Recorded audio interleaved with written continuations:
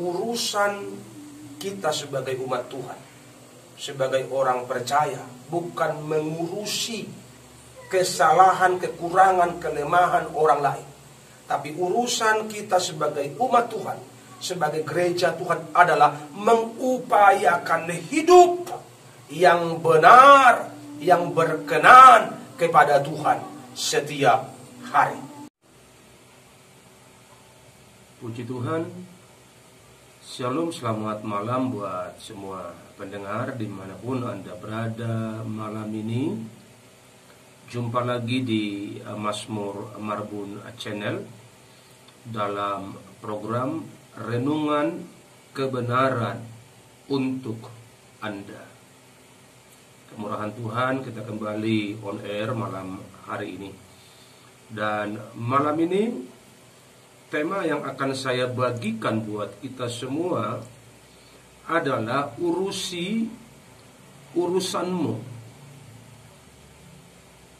Terlalu banyak orang yang mudah kali terpancing untuk mengurus urusan orang, untuk mengurus yang bukan urusannya, untuk merecoki yang bukan bagiannya. Ada banyak orang yang begitu sekarang ini. Sampai banyak orang yang melakukan demo bukan pada masanya, bukan pada waktunya. Sudah tahu hari-hari ini kita masih mengalami masalah COVID, dan kita dilarang untuk berkumpul banyak-banyak. Tapi banyak orang yang sepertinya mudah terpancing untuk mengurusi yang bukan urusannya. Kalau ditanya, "Yu demo, ikut demo buat apa?" Nggak tahu. Ngeramai-ramain aja, dibayar soalnya dan segala macam, dibuat alasan. Padahal dia tidak tahu bahwa ini sedang merusak tatanan yang sudah dibangun untuk memutus mata rantai virus yang sedang merajalela, sehingga bangsa kita bisa sehat dan pulih pada waktunya. Tetapi terlalu sering, kalau bahasa kerennya disebut terlalu kepo gitu. Pengen tahu. Ada orang ngomong, dia nguping, pengen tahu dia ngomong apa sih, dia bicara apa sih, jangan-jangan saya yang diomongi. Begitu dia tahu siapa yang diomongi, dia tambah bumbu, dia kasih garam dan segala macam, dan menjadi gosiper-gosiper yang handal di akhir zaman ini. Dan malam ini saya akan berbagi kepada saudara, urusi urusanmu. Yohanes pasalnya yang ke-21, mulai ayat 20. Ketika Petrus berpaling, ia melihat bahwa murid yang dikasihi Yesus sedang mengikuti mereka, yaitu murid yang pada waktu mereka sedang makan bersama duduk dekat Yesus, dan yang berkata, "Tuhan, siapakah dia yang akan menyerahkan Engkau?" Ketika Petrus melihat murid itu, ia berkata kepada Yesus, "Tuhan, apakah yang akan terjadi dengan dia ini?" Ini merujuk kepada Yohanes. Jawab Yesus, "Jikalau aku menghendaki supaya ia tinggal hidup sampai aku datang, itu bukan urusanmu. Tetapi engkau ikutlah aku." Maka tersebarlah kabar di antara saudara-saudara itu bahwa murid itu tidak akan mati.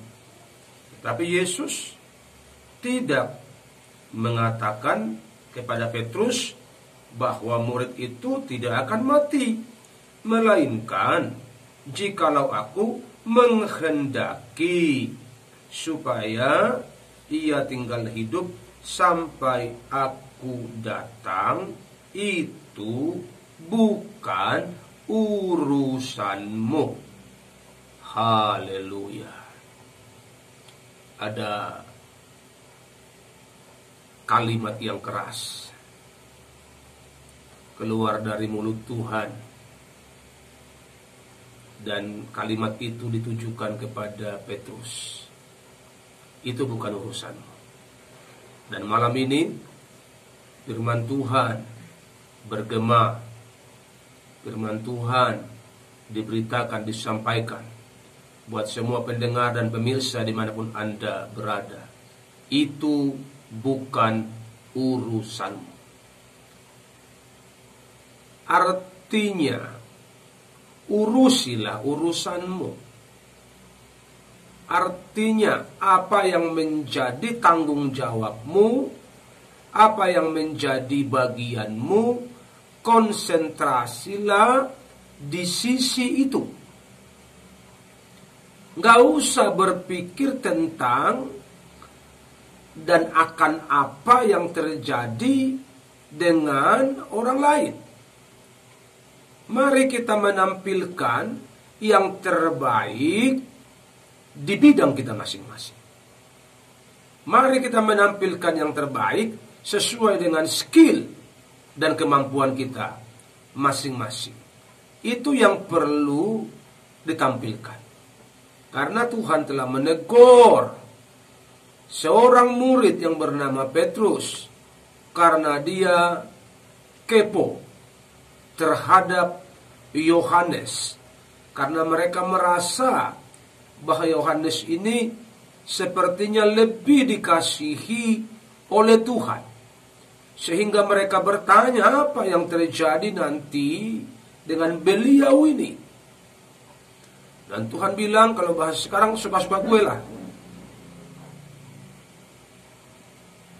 Kalau dia mau hidup sampai aku datang, siapa yang larang? Dan kabar itu menjadi tersebar. Dan yang perlu kita urusi hari ini, malam ini, adalah urusan kita masing-masing. Dan apa kata firman Tuhan tentang urusan kita, dan apa yang harus kita urus? Yang pertama, Tuhan bilang sama Petrus, jawab Yesus, jikalau aku menghendaki supaya ia tinggal hidup sampai aku datang, itu bukan urusanmu. Tetapi engkau ikutlah aku. Saudaraku, pesan Tuhan kepada Petrus, ikutlah aku. Artinya, itunya urusanmu.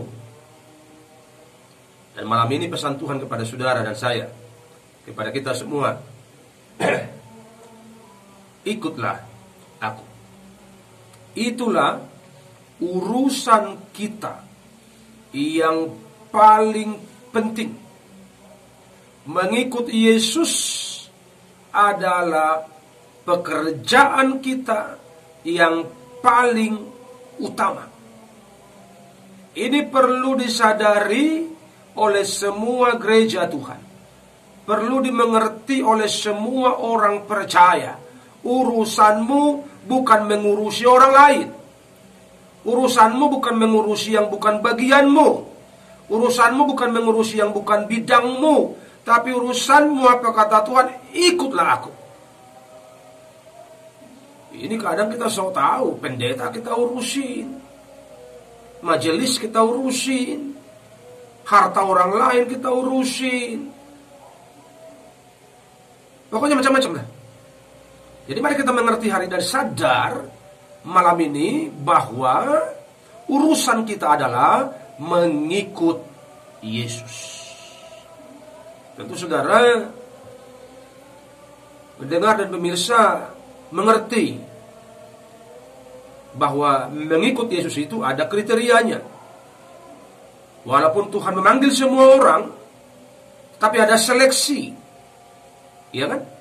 Ada aturan yang harus diikuti untuk dapat menjadi seorang pengikut Yesus. Semua orang berdoa bisa.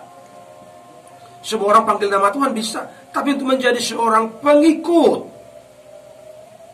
itu membutuhkan sebuah komitmen yang kuat. Menjadi pengikut Yesus, ada harga yang harus dibayar. Dan ketika Petrus sepertinya kepoin, pengen tahu, Tuhan bilang bukan itu yang penting buat kau. Bukan itu yang perlu kau urus. Yang perlu kau urus adalah ikut aku. Artinya ikuti aturanku. Ikut aku artinya ikuti caraku, cara mainku, pola pikirku, pola kerjaku. Itu yang perlu kau ikuti.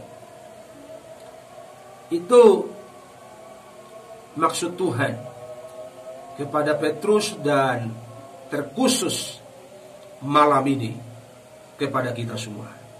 Haleluya. Yohanes pasal 8 ayat 31.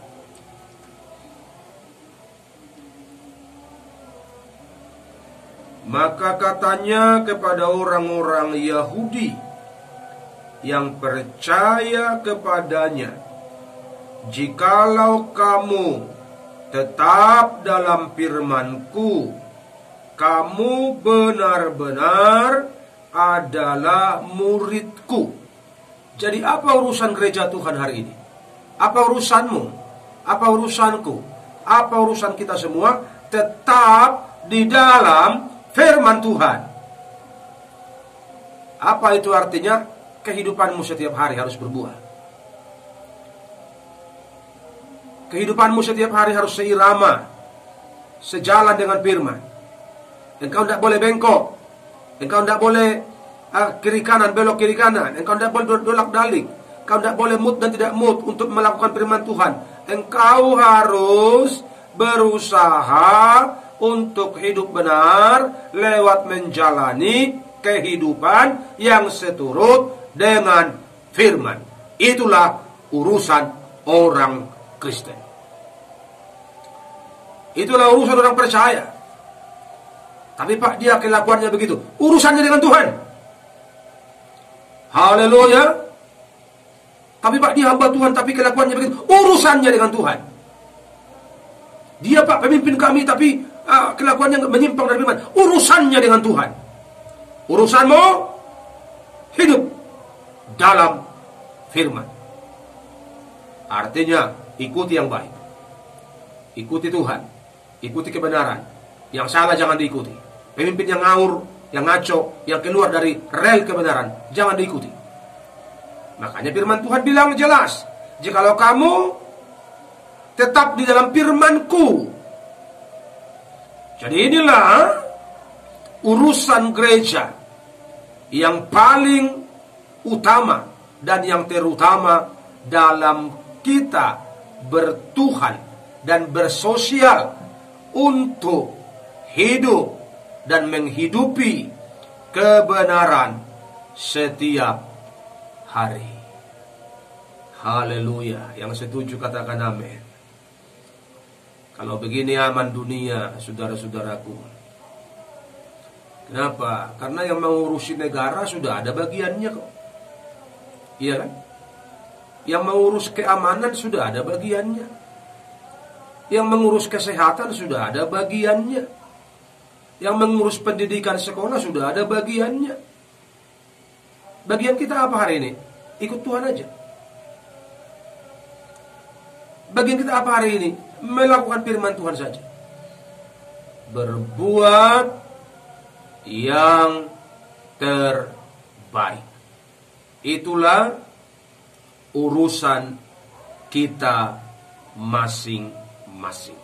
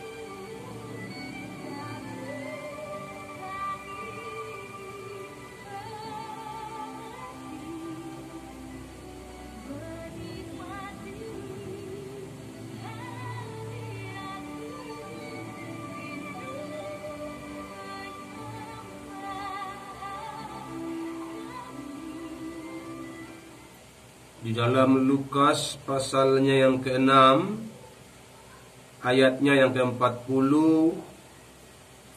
seorang murid tidak lebih baik daripada gurunya, tetapi barang siapa yang telah tamat pelajarannya akan sama dengan gurunya.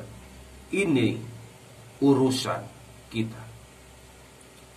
Yesus adalah guru agung kita. Jadi urusan kita menjadi sama, menjadi serupa dengan Yesus. Haleluya. Ini tugas berat. Kalau kita ngerti ini, nggak ada lagi waktu kita ngurusin orang. Kalau kita ngerti ini, nggak ada lagi sempat-sempat kita menggosipi orang, merecoki urusan orang, mengurusi kepentingan-kepentingan yang tidak perlu sebenarnya. Tapi kita kadang sok sibuk, sok repot, padahal nggak dibutuhkan. Kenapa? Karena untuk menjadi seperti Yesus, menjadi sama dengan guru agung kita, ini membutuhkan bayar harga, membutuhkan komitmen, membutuhkan pengorbanan, membutuhkan keseriusan, membutuhkan kerja keras. Mungkin saudara berkata begini, itu bagian pendeta aja Pak. Yang mau jadi sama seperti gurunya ya bagian pendeta aja, bagian para hamba Tuhan saja, bagian para penginjil saja. Alkitab tidak tulis begitu. Jemaat, jangan batasi dirimu. Jangan bangun tembok. Jangan buat gap. Firman itu sama, satu. Tidak ada firman untuk pendeta, tidak ada firman untuk jemaat. Karena di hadapan Tuhan samanya kita semua. Di hadapan Tuhan samanya kita semua. Dan tugas kita semua adalah untuk menjadi sama seperti guru kita. Siapa guru kita? Tuhan Yesus. Itu target seorang murid. Dan kita ini semua murid Tuhan. Makanya murid itu harus disiplin belajar, disiplin menggali ilmu, disiplin bersekutu, disiplin beribadah, disiplin merenungkan firman. Itu tanggung jawab seorang murid. Dan murid ini bukan hamba Tuhan, bukan mereka yang duduk di seminari, bukan mereka yang duduk di sekolah Alkitab, tapi semua orang percaya adalah murid Tuhan. Semua anak Tuhan adalah murid Tuhan. Cuma ada murid yang baik, ada murid yang bandel, itu aja. Haleluya. Semua kita murid. Ada murid yang penurut, ada murid yang suka bolos, yang suka cabut, yang suka makan uang sekolah. Di situ perbedaannya. Tapi statusnya kita sama, murid Tuhan. Dan tanggung jawab, kewajiban seorang murid, urusan yang utama dari seorang murid adalah belajar menjadi sama seperti gurunya, menjadi ahli di bidangnya. Haleluya. Jadi terbukalah pengertian kita hari ini. Jangan buat kotak-kotak. Kami mah majelis, kami mah aktivis biasa, kami mah orang awam, kami mah jemaat, tidak ngerti apa-apa. Engkaunya yang membatasi dirimu untuk tidak mengerti. Ingatlah baik-baik, di hadapan Tuhan kita semua sama, punya tanggung jawab yang sama untuk hidup menjadi serupa dengan guru kita, namanya Tuhan Yesus. Haleluya. Yang kedua, urusan yang kedua dalam ayatnya yang ke-23, maka tersebarlah kabar.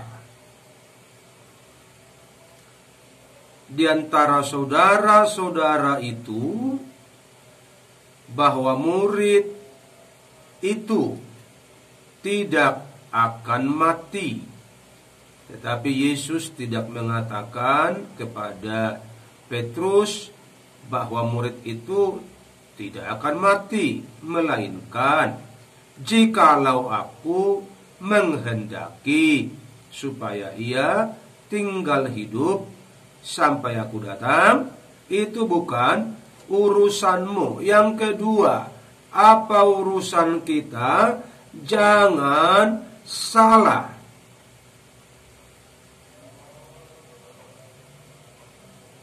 Termasuk salah pengertian.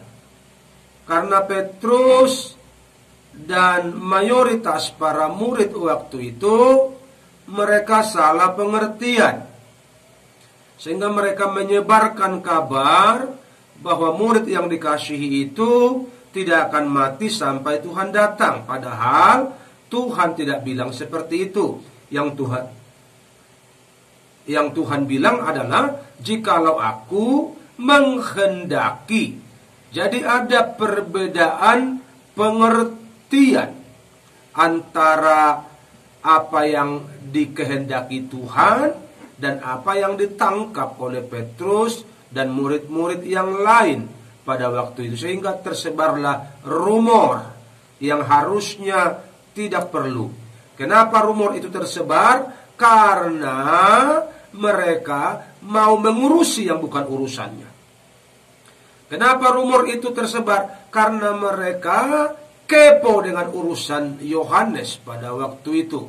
Sehingga Tuhan bilang itu bukan urusanmu.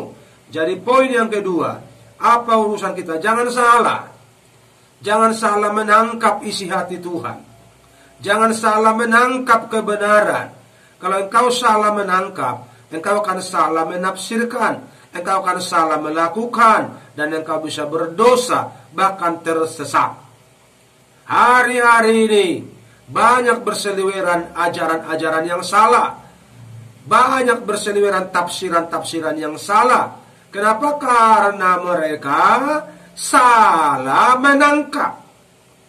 Karena mereka salah mengerti. Ada orang-orang tertentu yang memang sengaja menyalahkan demi kepentingan sendiri. Banyak kekeliruan-kekeliruan yang dikembangkan di luar sana lewat mimbar-mimbar dakwah, mimbar-mimbar penceramah. Mereka menyampaikan berita, informasi yang salah. Kenapa? Karena mereka salah tafsir. Kenapa salah tafsir? Karena kurang serius mengurusi urusannya. Dibilang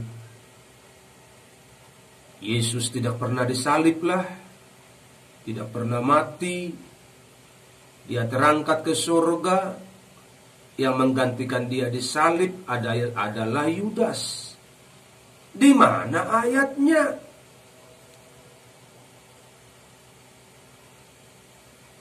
Ada tuh yang ngoceh-ngoceh terus seperti itu. Di YouTube dia ngoceh. Dia bilang bahwa surga itu milik mereka saja.